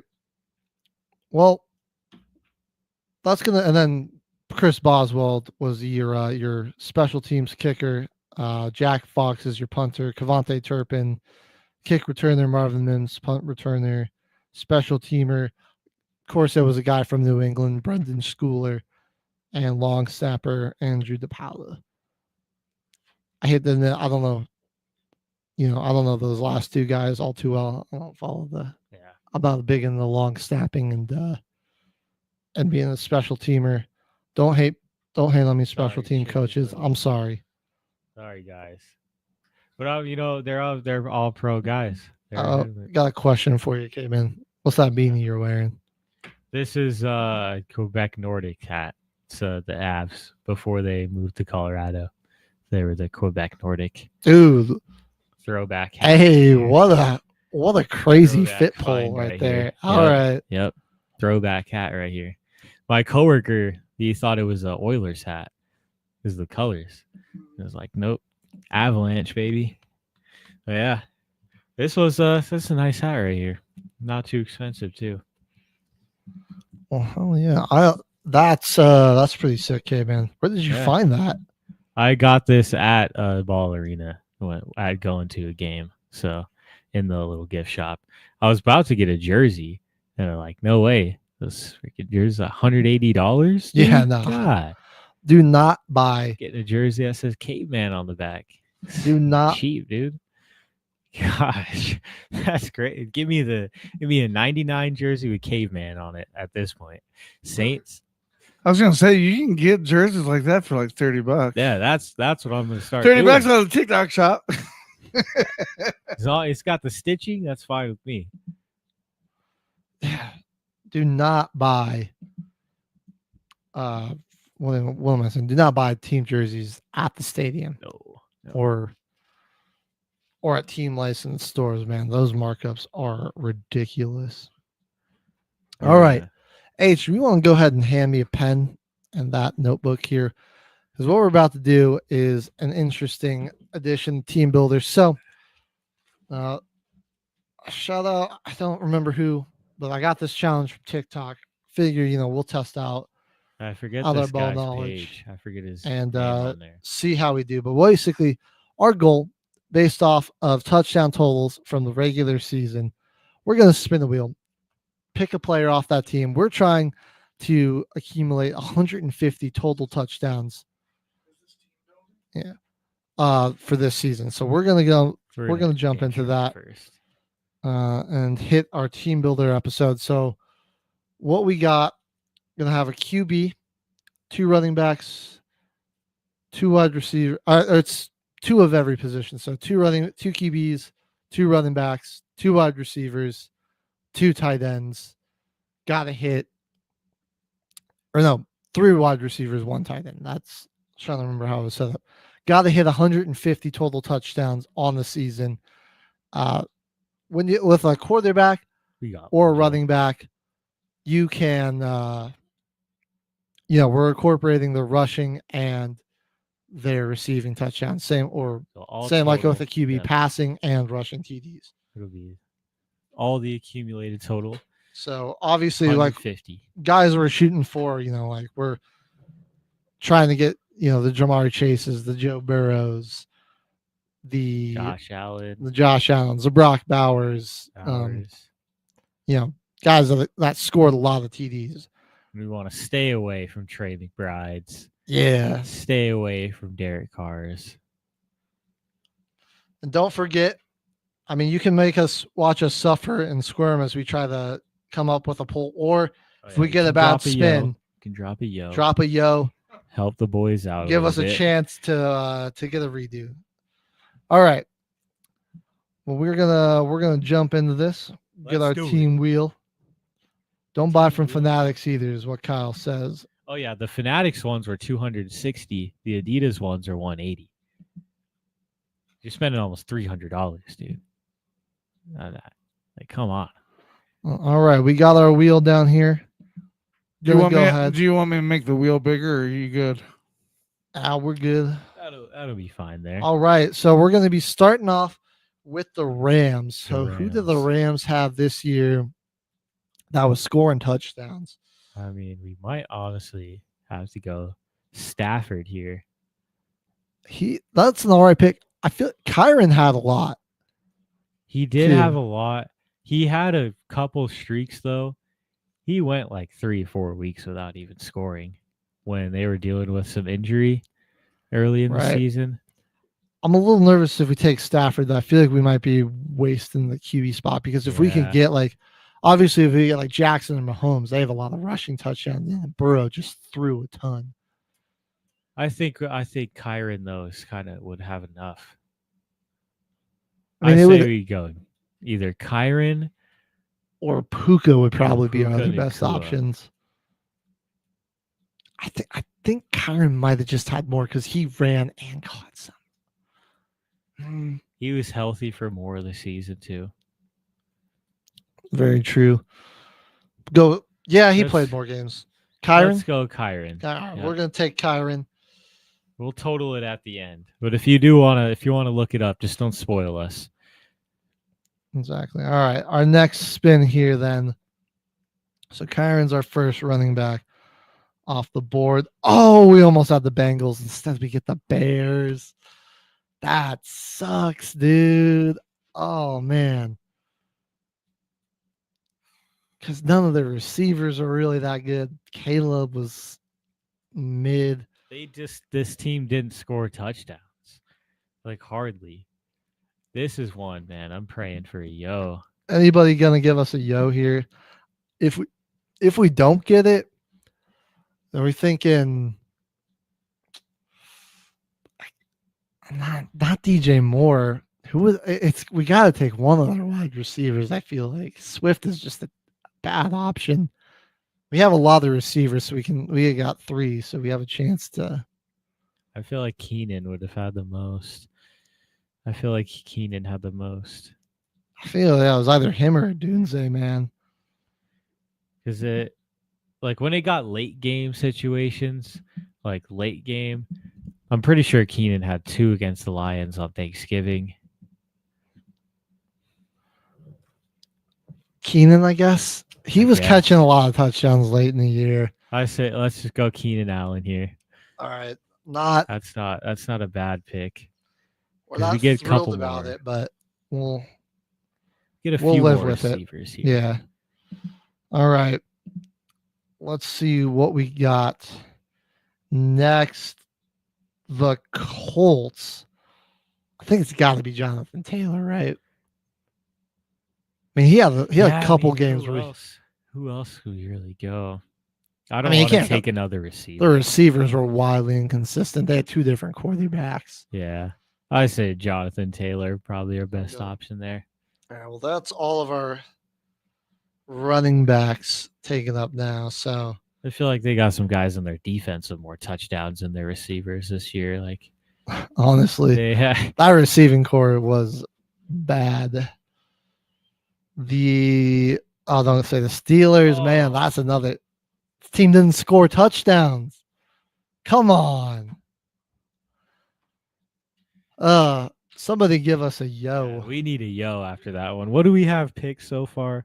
We've got 2 running backs, so Najee Harris is off the table, and a receiver. I don't think Freiermuth was scoring like that. Was he?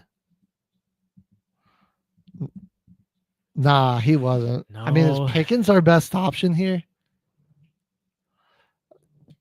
Oh, somebody gave us a yo. Shout we out. got one. Shout out. All right, we're gonna do a spin. All right, let's do it. I honestly I'll feel like respin we here. have to go Pickens there. Okay, Vikings. I think Jefferson's either him or Darnold. Darnold did toss a ton of touchdowns. Yeah. But I mean, are we gonna get a better, like many better options than Justin Jefferson? I don't think so. I think we gotta go Jettis here. I feel like we can get a better option than Sam Darnold. For sure, for Much sure. better option. All right, so we're gonna go Justin Jefferson with that spin. So we now need 2 more quarterbacks, tight end, and a wide receiver. Try to get 150 touchdowns. This is a hard challenge. The Dolphins. Ooh. Jonnu. Have to go or Devon Achan. Oh, well, we can't. We're out of running back spots. No. Achan would have definitely, I think, would have been better, but we don't have any running back slots. Oh, you're right. Jonnu Smith. All right. Let's do 'cause that. Tua missed a lot of time. So we'll hit him. We'll hit a little Jonnu Smith action. All right. Boom. Here we go. Our next teams. Don't be the Titans. You're kidding me. And it's the Titans. Well, low key, sneaky kind of pick. Nick Westbrook Akina, bro. You're right. He got at least 10. He got at least 10. I mean, he was like at 9 at like the midpoint in the season. So he got at least 10. I mean, that could be a sneaky good pick for us. Take him. I like that. I think let's pick him. We can't go Let's pick Levis, him obviously. There. All right. Kind of risky, but now we have just our tight ends left. So, or not our tight ends, our quarterbacks. Oh, geez. Okay. Yeah, let's see how that goes. We're kind of. This is risky. Kind of at the mercy of the wheel here. We're gonna get the Vikings. Okay, I'm okay taking Darnold. Give us Darnold. Check US Darnold. Sam Darnold, first quarterback. I mean, he was over 40 touchdowns, I'm pretty sure. So we're all right, dude. It is just living on this side of the wheel. It's been like all right on this like little section. The Steelers again. Anybody want to give us a yo and bail us out so we don't have to take Russell Wilson? Please. Please, he's a Pro Bowler, but come on. We could try to get a different team's quarterback. I don't know. Okay, man. I say we just take Russ. We just got to take Russ. Our goose might be cooked. Let's just take it. Let's just take it. Got Russ. Wait, I think I saw a yo there. What are you talking about? That was when we picked. No. We just got one. Oh, Brody. Brody coming in clutch. All right. Oh my goodness. Okay. So this is our last spin. All right, you guys saved us from the Steelers twice. We are taking who we get no matter what. We'll suck it up there. And come on. But maybe you just save this challenge. Give us the Bills. Give us the Bills. Let's go. Josh Allen. Okay. That's all right. We might have actually been able to do this challenge first try. I'm going to get these counted up. We're going to go on a quick music break. When we come back, I'll have us counted up and let us know if we completed the 150 touchdown challenge.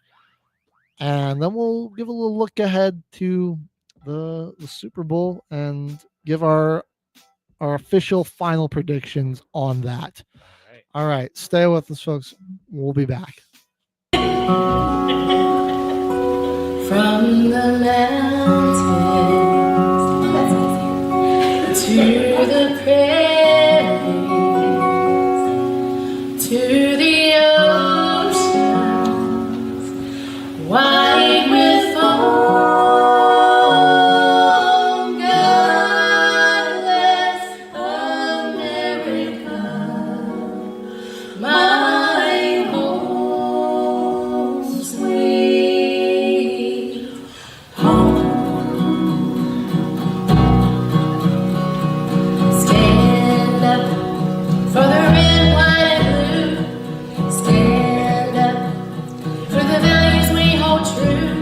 With gratitude I'll stand as our flag begins to wave for the land of the free and the home of the brave. Stand up with your hand on your heart. Stand up for the freedom it imparts. Bless all who stand for justice. Bless all who stand for peace in the home of the brave and the land of the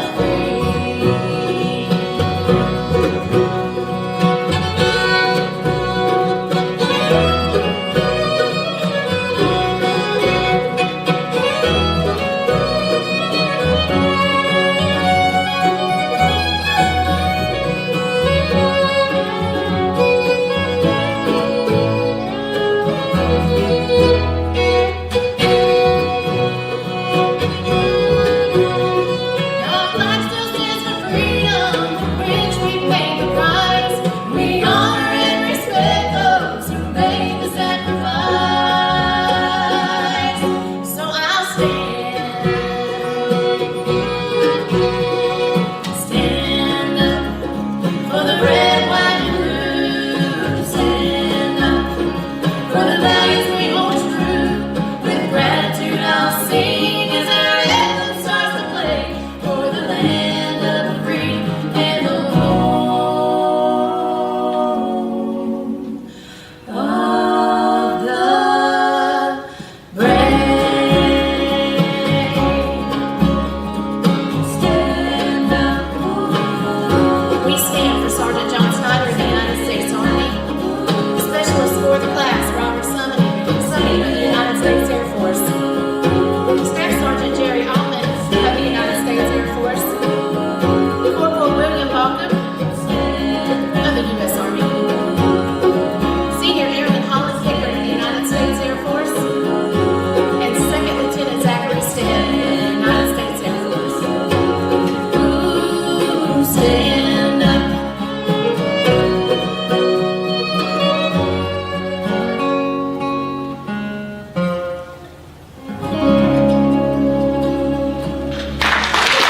Military Broadcast Radio, the station that's giving veterans a voice. Find us on the web at mbradio.us.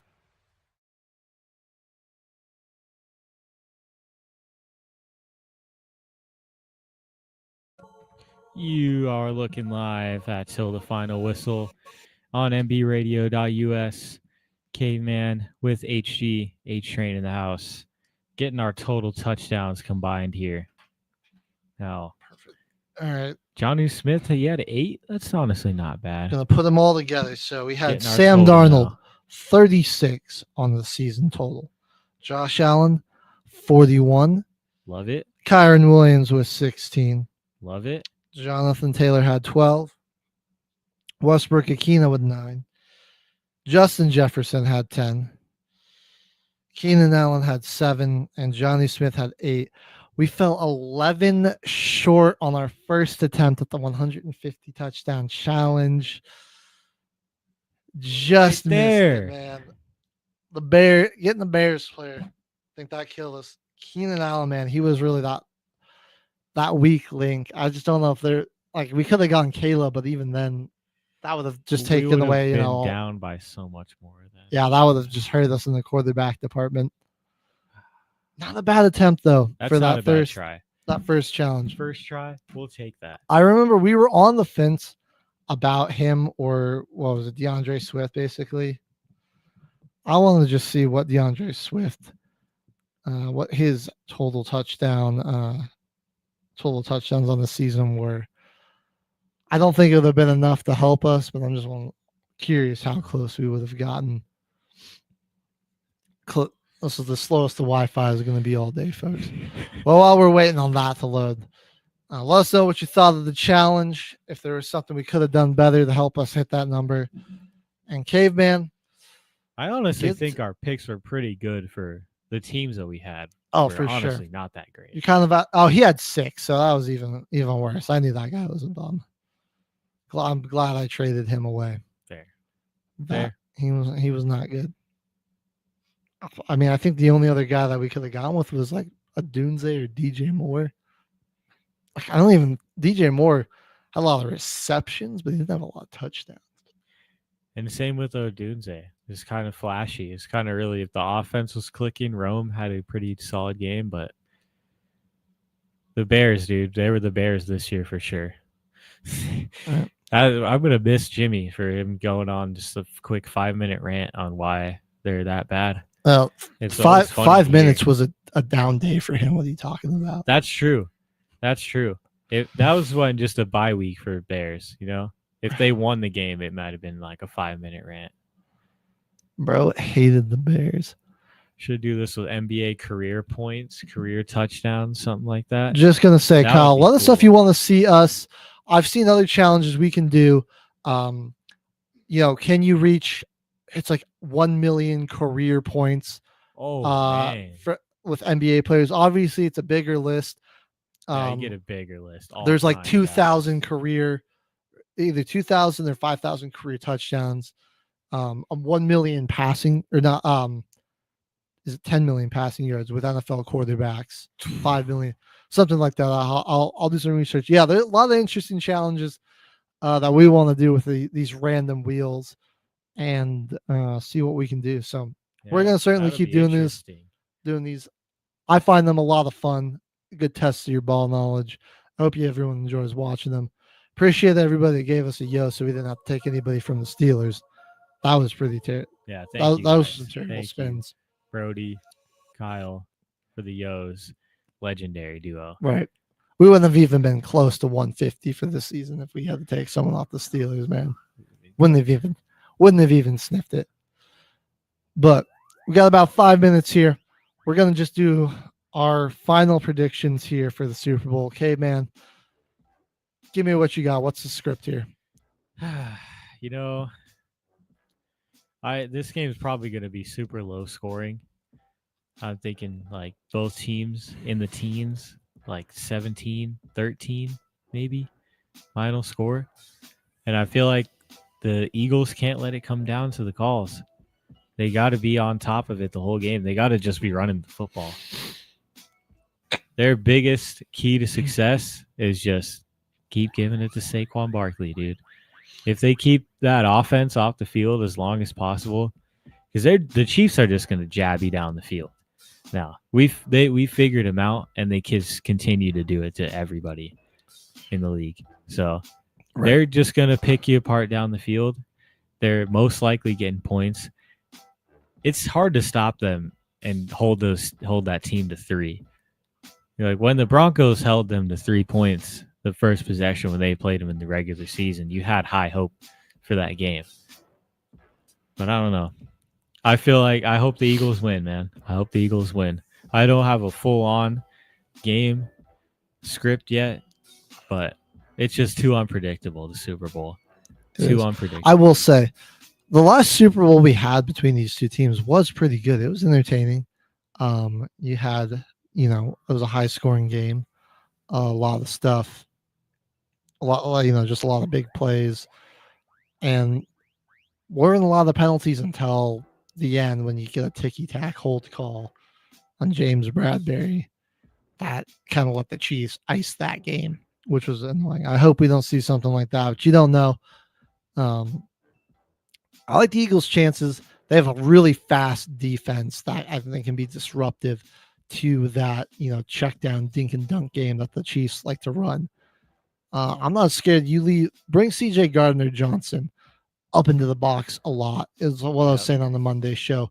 Just get up there with DeJean, Quinyon Mitchell, Darius Slay. Just press them, attack downhill. I think that could be disruptive to this Chiefs defense. Zach Bond, I know he's a little undersized. Jimmy doesn't like how small he is, but I think he's an all-pro for a reason. He had a real resurgence here. The Eagles use him the right way. That linebacking core is solid.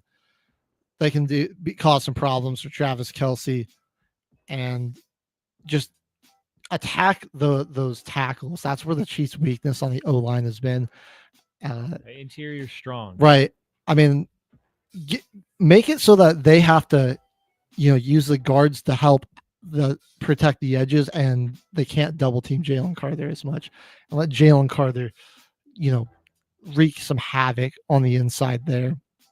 And then run the ball when you get those opportunities with AJ Brown one-on-one, because that's what they did really well when it was him and Lattimore.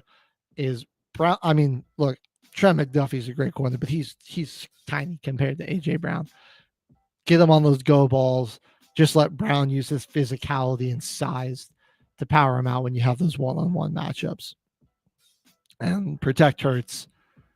Run the football. I'm seeing Saquon does rip off at least one more long touchdown run to cap off an incredible postseason. He's going to break Terrell Davis's single season record for yards in a season, regular and post, and then win Super Bowl MVP if the Eagles find a way to win this thing. Come on, Eagles. Yeah. Come on, Eagles. I don't like your fans, but I'll be rooting for you, Philly. That's right. Well, that's going to wrap up our show today here. Thanks for everyone for watching. We'll be back on maybe this Monday. I don't know if there's going to be a whole lot of football frenzy with the Pro Bowl, but we'll be back for at least one more show after the Super Bowl for a season recap and the Super Bowl recap of sorts. That's right. Thank you so much to everybody that tuned in today. We will see you guys next time. Ladies and gentlemen, thank you for tuning in to Military Broadcast Radio. As we wrap up today's show, we want to remind you that the podcast of today's episode will be available right after we go off the air. So if you missed any part of the show or want to listen again, be sure to check it out. And remember, we're here to support and honor our veterans. Your stories and experiences matter, and we are committed to giving you a platform to share them. That's right. We're here to give our veterans a voice. So don't forget to catch the podcast and stay connected with us. Giving our veterans a voice.